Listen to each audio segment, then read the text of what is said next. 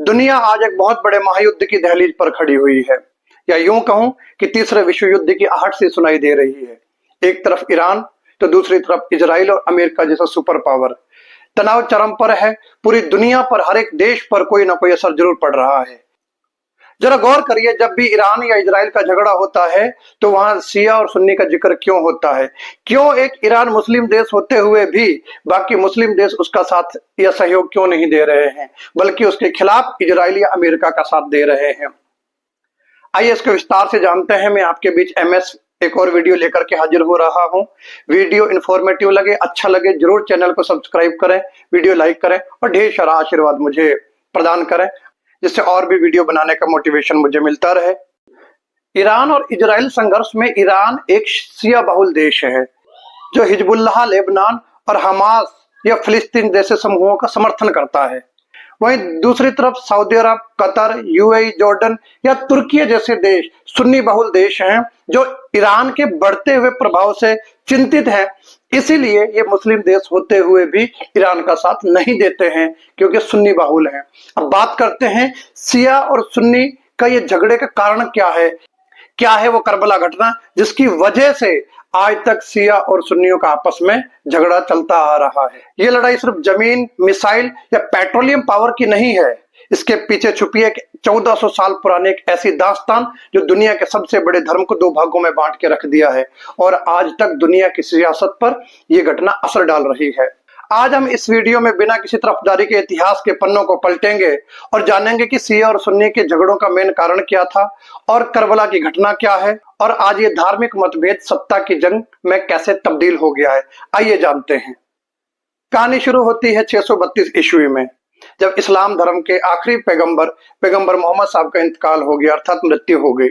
ये इस्लाम धर्म के लिए बहुत बड़ा सदमा था। सभी के सामने एक प्रश्न खड़ा हो गया कि अब इस्लाम का धार्मिक और राजनीतिक नेता कौन होगा या खलीफा कौन होगा। यहीं से दो अलग अलग विचारधाराओं ने जन्म लिया।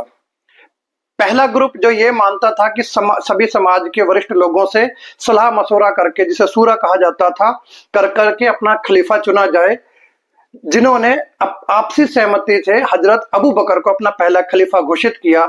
यही लोग आगे जाकर के सुन्नत यानी कि पैगंबर मोहम्मद साहब की परंपरा पर चलने वाले लोग सुन्नी कहलाए। वही दूसरे ग्रुप का मानना था कि लीडरशिप पैगंबर मोहम्मद साहब के परिवार में यानी कि अहल अल बैत परिवार के पास ही रहना चाहिए, और उन्होंने पैगंबर मोहम्मद साहब के चचेरे भाई और जवाई हजरत अली को अपना उत्तराधिकारी घोषित किया और उसी को मानने लगे।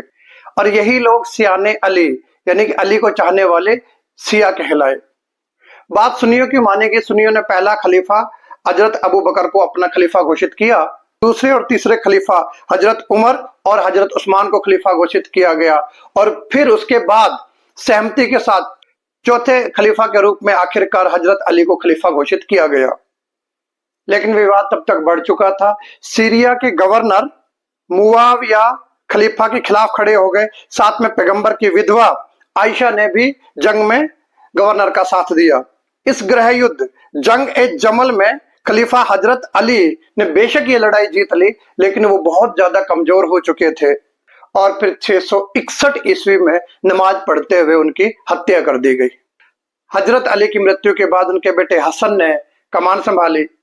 इस बढ़ते खून खराबे को रोकने के लिए हसन ने गवर्नर मुआविया के साथ एक संधि की, ट्रीटी की, और ये शर्त रखी गई कि गवर्नर मुआविया एक बहुत अच्छा राजा साबित होगा, न्यायप्रिय राजा साबित होगा, और हाँ, अपनी इस राजशाही को और अपनी सत्ता को राजवंश अर्थात अपने वंशावली में आगे नहीं चलाएगा, और आगे का राजा सहमति से ही चुना जाएगा। साल 676 में मुआविया ने यह संधि तोड़ते हुए अपने बेटे यजीद को अपना उत्तराधिकारी अर्थात खलीफा घोषित कर दिया, और ये इस्लामिक इतिहास में पहली बार था जब खिलाफत को राजवंश में तब्दील कर दिया गया।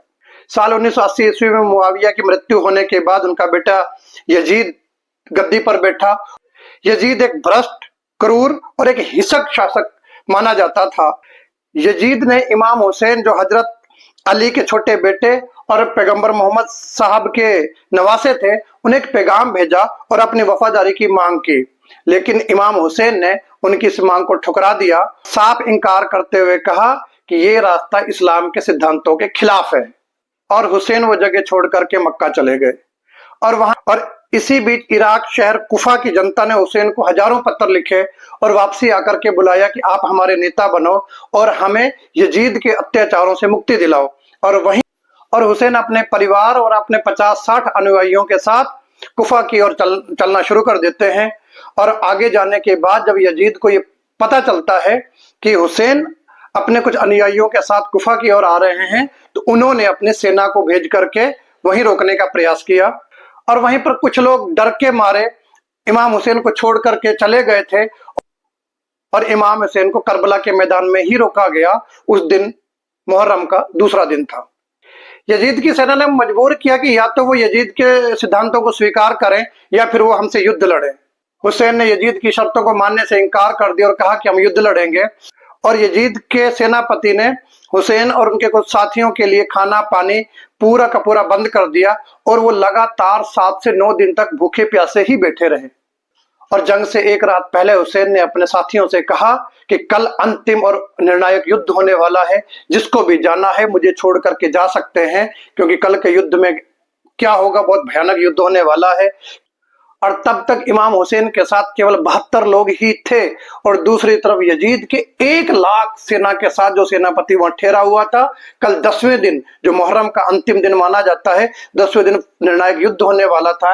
इसलिए इमाम हुसैन ने सबको कहा कि जिसको भी घर जाना है वो जा सकते हैं, लेकिन कोई भी उन्हें छोड़कर के नहीं गया। अगले दिन युद्ध शुरू हुआ, एक एक करके सभी मारे जाने लगे।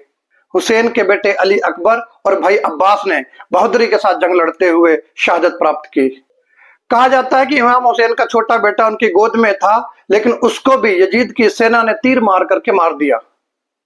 अंत में इमाम हुसैन खुद मैदान में उतरे और लड़ते लड़ते उनको बुरी तरह घायल कर दिया गया। उनके शरीर पर सैकड़ों घाव थे। अंत में सिमर, जो यजीद का सेनापति था, उसने इमाम हुसैन का सर धड़ से अलग कर दिया।